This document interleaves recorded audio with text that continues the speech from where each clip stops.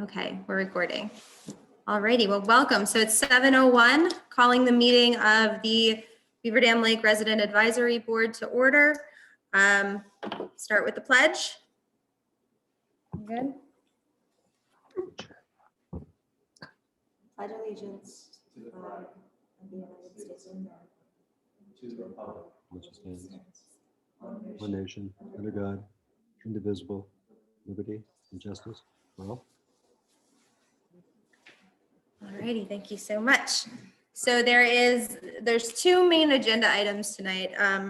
The dam update and the Lake Health Committee updates. So those are our two big agenda items. Can I get a motion to adopt the agenda? So moved.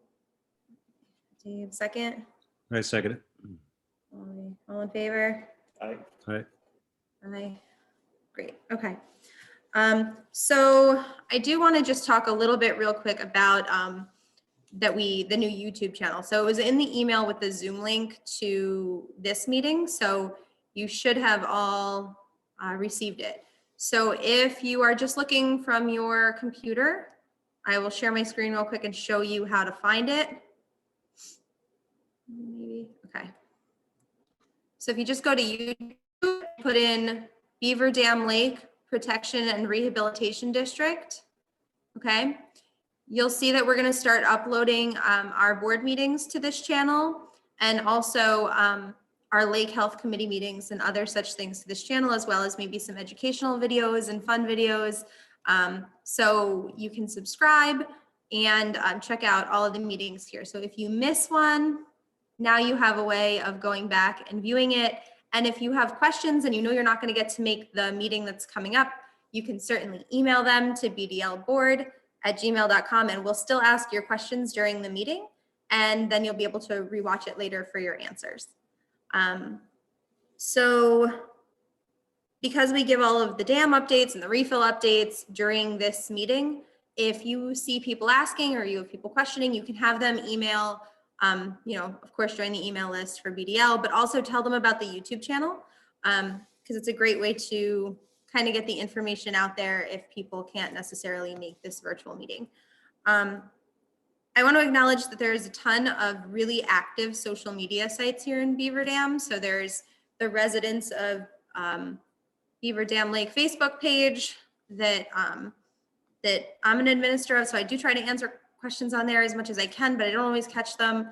I'm rarely on things like Nextdoor, but so if you see people with questions, point them in the direction of the YouTube channel so they can get some reliable info because the board members can't be everywhere all the time. So, and if you have suggestions for how we could get the information out differently, you can feel free to send us an email and talk to us about that. Any questions that you email us, we try to get back to you quickly with an answer. And then if it's something that we're getting repeat questions of, we try to address it in this meeting. So just a note. Okay. So let's talk about the dam. And I'm not going to rehash all of the details from last meeting. If you didn't catch it, if you don't know what the problem is, if you don't know what the current schedule is, go to that YouTube channel I just showed you. The dam update starts at minute 7:25, and you can get filled in on exactly what we're working on. But the schedule has not dramatically changed since the last meeting, and that's a really good thing because we're kind of coming up on the home stretch of this thing here in the next few weeks. So since the last meeting, formwork was fabricated off-site, rebar was fabricated off-site, the formwork was delivered. The concrete on site was saw cut. So when you saw workers out there, they were cutting and chipping away the top level of the spillway so that more concrete can be poured on top of that and adhere to it easily to do the installation of the new fusegate tow abutments. The area was remarked using ground penetrating radar. They wanted to make it really clear where things had to be cut. So that was done. The brackets were fabricated. Again, the concrete on site was chipped and they were really great about getting ahead of the weather to do all of their on site work so far. So right now there's nobody over there, but there wasn't anticipated to be anybody over there during this week. During last week.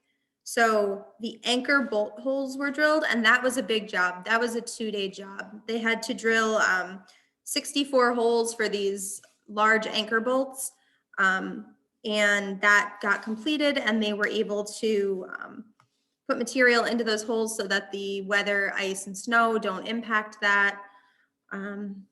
And that's where the on-site work is now. And we'll talk about what's to come in the next couple of weeks. You should see between this week and next week, people on site, and if necessary, clearing snow and weatherproofing it so that as the materials start rolling in, they're going to get back to work again. So the next thing to be done on site in terms of work beyond clearing and getting it ready and prepping it is to be done the week of February 16th, 17th. The other thing that was done was submittals were put in for grout, concrete, fibers, etc. The grout for under the plates was approved, but the grout for weatherproofing the actual anchor bolts was not approved. They suggested something else, so they're just awaiting final approval on that, but that's not expected to hold up anything. And let's see. So the brackets should be delivered, and the bracket drilling installation should begin the week of February 16th and 17th. So that's kind of the next steps. The big item is that we're awaiting the anchor bolt fabrication, and upon delivery, they will be installed. So again, there's 64 of them. They're going to do a test prior to that, and we're expecting that the week of February 22nd. And then concrete will be placed. The concrete, they're looking at doing it all in one day. And then the concrete that they're using is a 6,000 PSI strength concrete, and it needs to be of the strength of 4,000 PSI in order for DEC approval. So they're expecting it to take about a week for the concrete to reach the strength that it needs to be. And then the DEC gives us their approval for refill. Now, I know that was a ton of information. I don't see anything in the chat box right now. So that's kind of the order at which we're moving right now.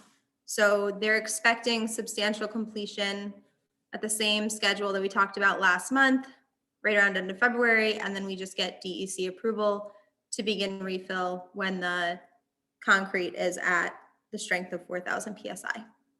So it's a few more steps, and we are still on the same schedule. The board has, well, board members, not the entire board, but board members are meeting with the county on a weekly basis. We just got our last update today. So we've, since the last meeting, had a total of about 4.5 hours worth of meetings with the county to continue to push for expediting the process as much as possible, trying to foresee anything that can possibly come up and get ahead of that, including, weather-related challenges. The only thing that they said that could impact the timeline at this point is, if 2 feet of snowfall like last Tuesday and it's unexpected, it can present a problem for them actually getting to the site and things like that. But barring any major storm events, they are doing things to prevent the weather from interfering with our timeline, and forward we move. So that is, that's the dam update. So not really much of a timeline change, and a lot of things have been done in between. The one thing that the board has been able to kind of advocate and push for was, if you could think back, we talked about the DEC approval for refill. And I'm gonna show you a picture real quick. Okay, here's our dam. So you'll see some numbers over here. So this 318 level, in the original plan, we were going to be allowed to fill 6 inches per day up to this 318 level. And then it was going to be held. Oh, it says my internet is unstable. Okay. It was going to be held for 3 weeks and then allowed 6 inches a day again to the next point, held for 3 weeks, and then allowed the final duration up the spillway. So what we were able to, I'm sorry, up the fuse gates. So what we were able to advocate for was that we do not have to hold it at 6 inches a day up to this 318. So essentially, if we happen to have a really big storm and it allows us to refill up to that point quickly, we will be able to do that, which is exciting and really contingent upon environmental factors. So as soon as the sluice gates are able to be closed, do your rain and snow dance up to 318. Now, once we get up to 321, we will have to hold and then keep it at 6 inches per day, because we are really going to be focusing on looking at the structural integrity of what's built and being able to give the approval that everything is safe to move forward to the next level. But at least to that first refill point, we can kind of do it as the weather allows us to. So that's what I have. Walter, would you have anything to add to that based on the meetings? Yeah, just to recap basically what Eric had said, we're holding weekly meetings with the DPW. They're very, very accommodating to our meeting requests for everything. We essentially go through every line item in their schedule, challenge them on the line item. We're making sure they're going to have the people, all the materials. And for example, there's 64 anchor bolts. We're making sure that they have spares that are being manufactured. So if they break an anchor bolt, we don't have to wait a couple more weeks for additional anchor bolts to be made. So Eric and the team have been doing a great job just challenging with every aspect of the schedule to make sure we can hold it. And we're looking for any avenue that we can, we're all in the same, we all want the same. We want the lake filled and making it look pretty again to get back to where we want to be. But we want to do it safely. We want to make sure it's done right.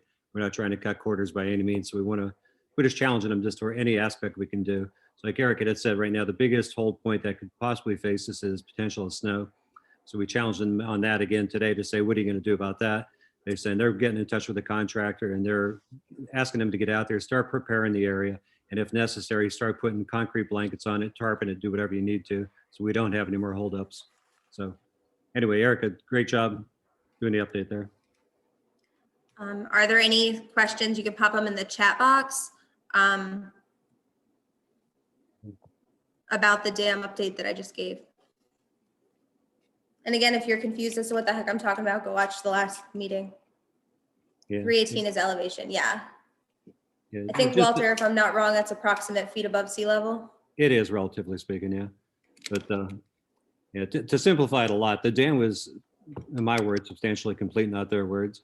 But all that was remaining is there's 8 plates that need to be installed that are held with 64 bolts. That's pretty much it. The plates and the bolts are being manufactured. They're going to be sent. They're going to start the installation next week. So they install the brackets, like Erica said, next week, do the anchors the following week, start the concrete pours, do the inspection for the concrete, get the DEC and the engineer approval, and start refilling as scheduled. So right now it's all looking good. That's pretty much it. I don't see any further questions in the chat box right now on that. So as long as there's no more questions on the dam, Walter, you want to fill us in on the Lake Health Committee meeting that happened in January? Sure. Now I'm going to do a share screen only because I'm going to do death by PowerPoint for everybody. So bear with me because I can keep everybody more focused if we do it this way.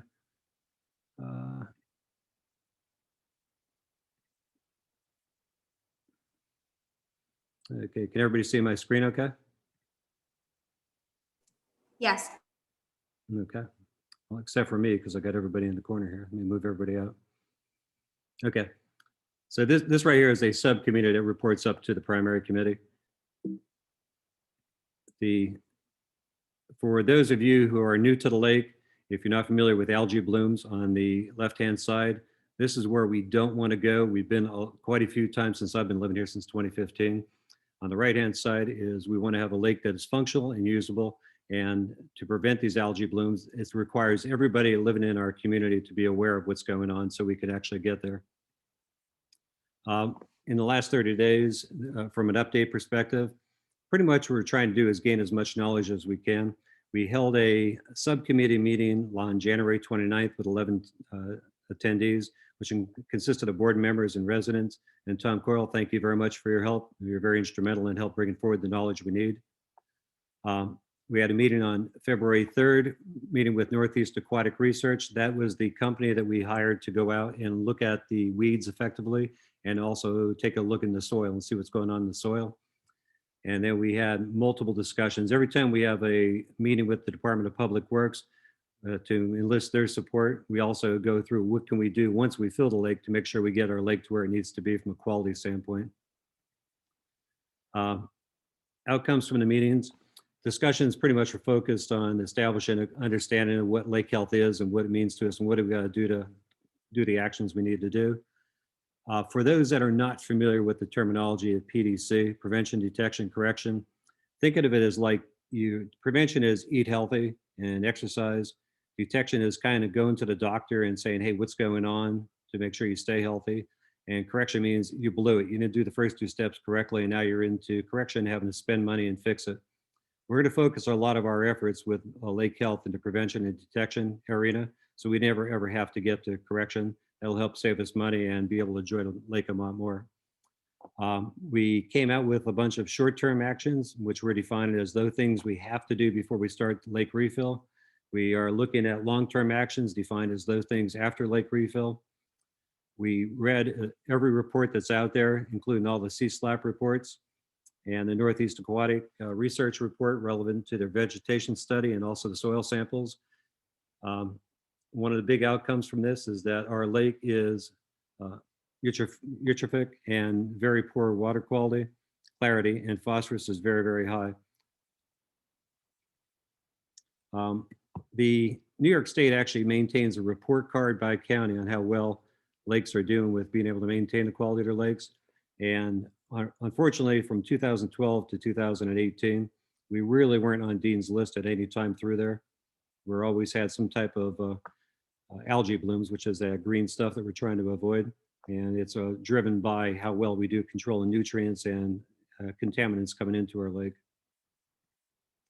I'm just putting this up here for a quick picture. This isn't about trying to bring everybody up to the same speed like we did with the subcommittee, but think of the lake as being a bucket of water, and that's what we're trying to maintain. That's the internal, what's in there that's referred to as the internal. That's what's already there in the soil, the vegetation that's out there decaying, and what we did in the past with chemical treatments. The things we got to try to get a better handle on is the stream input, what's coming in there, the tributaries, what's being contributed into our lake, storm runoff, how that's affecting us, and lakefront property owners really need to be aware on how they affect what's coming into the lake. So think of it as internal and external loading, and that's kind of where we're focused on our prevention and detection going after that. The actions we came up with at this point, through the various meetings we've had with the county and Northeast Aquatic, we establishing a schedule to conduct sampling as recommended by Northeast Aquatics. But when they did the soil samples, they did not sample in the deepest section of the lake. We had a long discussion with them on why that wasn't done and what the best recommendation is. We are going to do the samples as they recommended, but we're going to wait for a refill to get a better understanding of what's going on in the June, July timeframe. We're going to set up a sampling for all the input streams to help identify the impacts. If you think it again from the external, all those streams coming into our lake, if they're dumping a lot of the nutrients at high levels into the lake, that's causing the phosphorus and nitrogen to go up, causing your algae blooms that we're trying to avoid. So we're trying to do is identify these things called hotspots, and that's where we're going to focus our control methods to better improve our lake. We did update our enrollment with CSLAP. I believe that's correct, Erica. So we did that for 2021. We actually had credits for not using it from previous years. We are going to go out and benchmark other lakes in the area and looking at those who actually have the best lake management programs. We just don't want to be good. We want to be the best we possibly can be. And one of the other things is for the residents and lakefront homeowners, get a clear understanding of what you can do and understand how you can affect what's going into the lake. For example, when you look at the fertilizer you're putting on your lawn, that middle number has to be a 0. Otherwise, you're putting phosphorus right into the lake because it just gets from the runoff into your yard into the lake, just contributes and works against what we're trying to achieve. We did get into discussing one of the things that's been plaguing me, and I'm sure a lot of other people, and Tom, you're on the same page, is removal of the vegetation that's out there. No pun intended, but the ship has sailed to a certain degree. The large-scale removal benefit through long discussions with Northeast Aquatics, we drilled them pretty hard on this. There is minimal benefit for doing that, and the cost really would not be justifiable. They exist. You got to think of the vegetation being two types. You have terrestrial and you have aquatic. Terrestrial is weeds that don't normally grow underwater. A lot of that out there is terrestrial. That is everything out there right now, you have to understand, is dead. It's not going to regrow once it's filled. So the existing aquatic vegetation is like all the cattails, all the seeds you saw blowing around all summer or towards the fall. Some cattails are actually beneficial to the lake, and the key word is some. So basically the guidance that was given to us is that that will only regrow in 1 to 2 feet of water. Anything deeper than that, it's not going to come back. For using the lake around the perimeter, some of the vegetation may need to be cleared out. We can deal with that on an as-needed basis, just to cut channels to access it for fishing or getting kayaks or canoes out. And then you have to ask, what's going to happen to the vegetation that is out there? It only could do one of 3 things. It's going to stay there and rot, go back into the sediment. It is going to rot, break off, and because it's lighter in water, it's going to float, which isn't a bad thing because we can deal with it. And the other is it's going to rot, break off, and it'll be caught by the underwater currents and be drawn down towards the dam. What we're working with right now is the probabilities. The probabilities it's not going to do much of anything, but it's going to break down over a long period of time. So it's not going to provide a rapid introduction of any additional nutrients back into the lake. It'll take a long time for that to occur. And for those that do break off, we're strongly anticipating they are going to float. So we're going to come up with a methodology using people that are willing to volunteer their time. We're going to go out there and skim it, drag it to one of the reserve areas, and we'll be taking it out of the lake that way. And that is pretty much it. And if you have any comments or feedback, now's the time. Walter, I do see a couple questions in the chat box. I'm just going to read them Okay. aloud. Kevin and Sarah Phillips asked, why wait for June for deep sampling? We asked the same question. You can walk out there right now and do it. And their answer was a little ambiguous, but they basically said you'll get a better understanding for what's going on in the water once the lake is actually refilled. And their preference, from their professional opinion, was to wait till the lake is filled. There's no additional cost. It was just from their perspective, a better time to do it. Anything else, Eric? I can't see the chat box. I see, what about PFOA, PFOS sampling? So that's a bit of a separate conversation. And we can talk more about that in the Lake Health Committee meeting.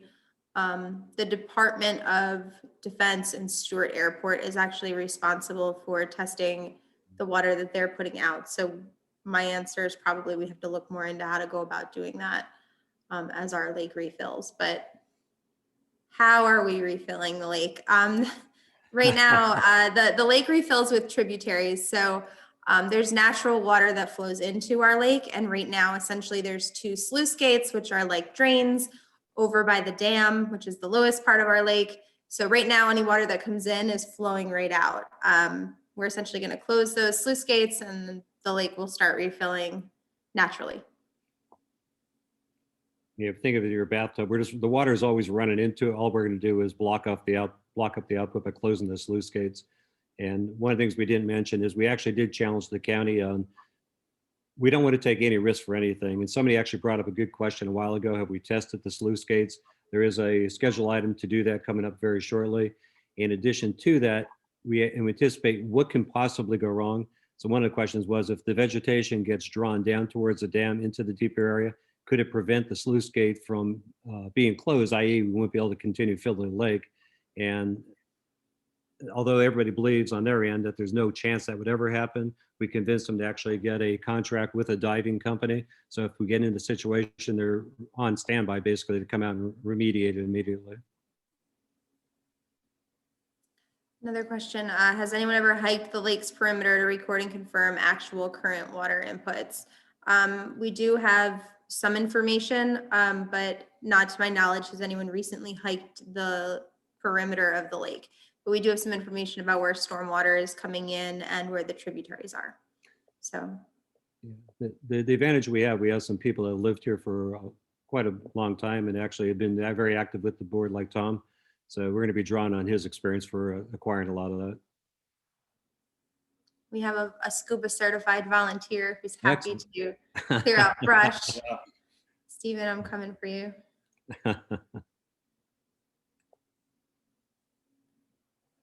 Any other questions right now?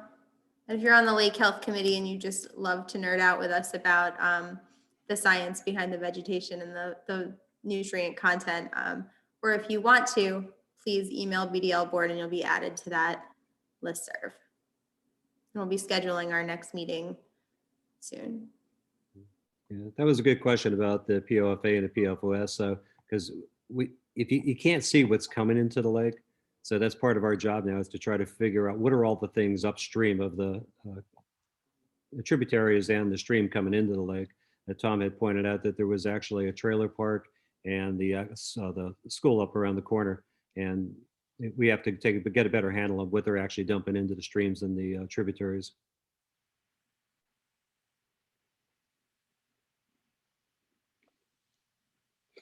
Any other questions?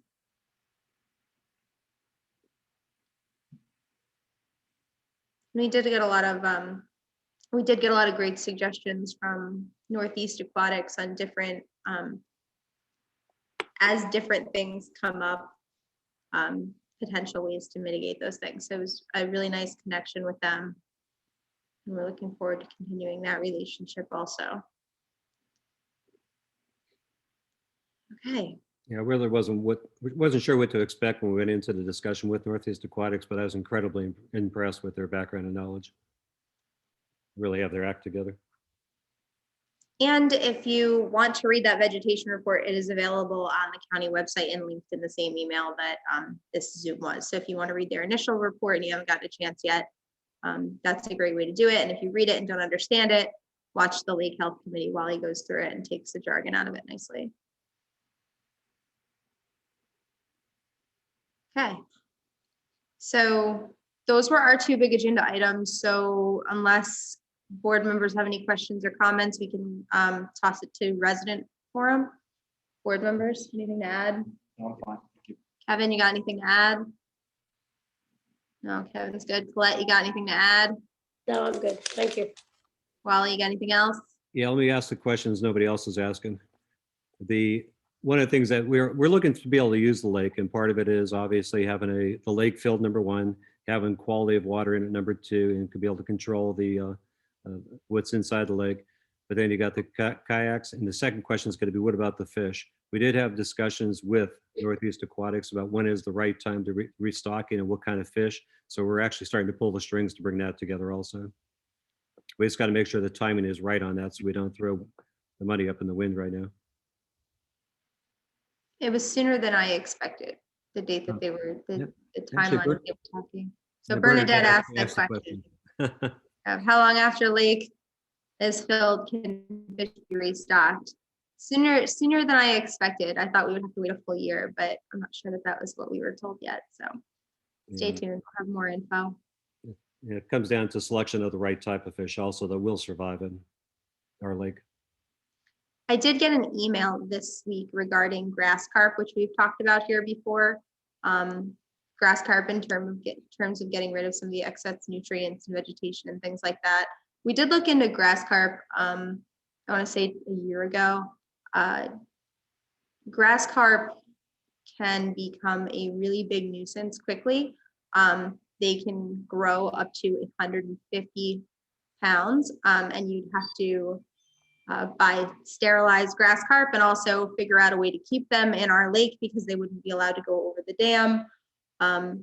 So there's a lot of risks involved with grass carp, and they're actually a bigger nuisance. And if you want more information on that, I'm happy to send out the research we have found on that. Have lifeguard salaries and other beach expenses be included in the budget for this year? Yes. And so has some fishery stocking money.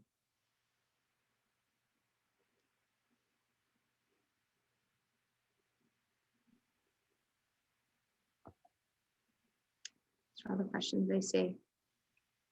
Okay, any residents have other questions or comments? You can put them in the chat box.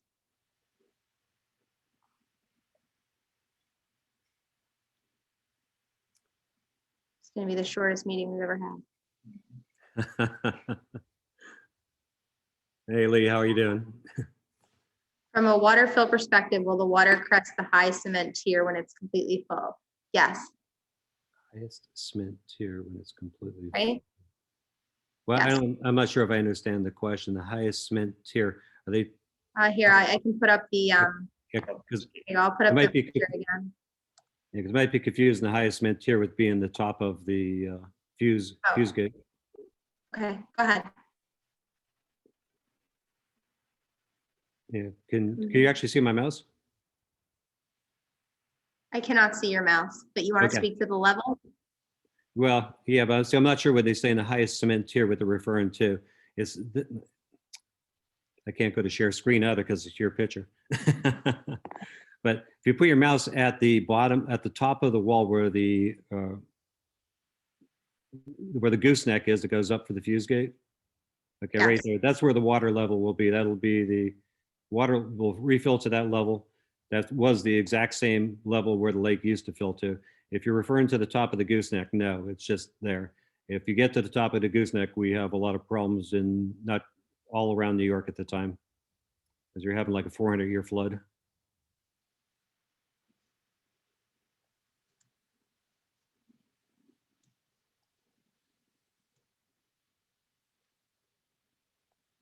Any other questions?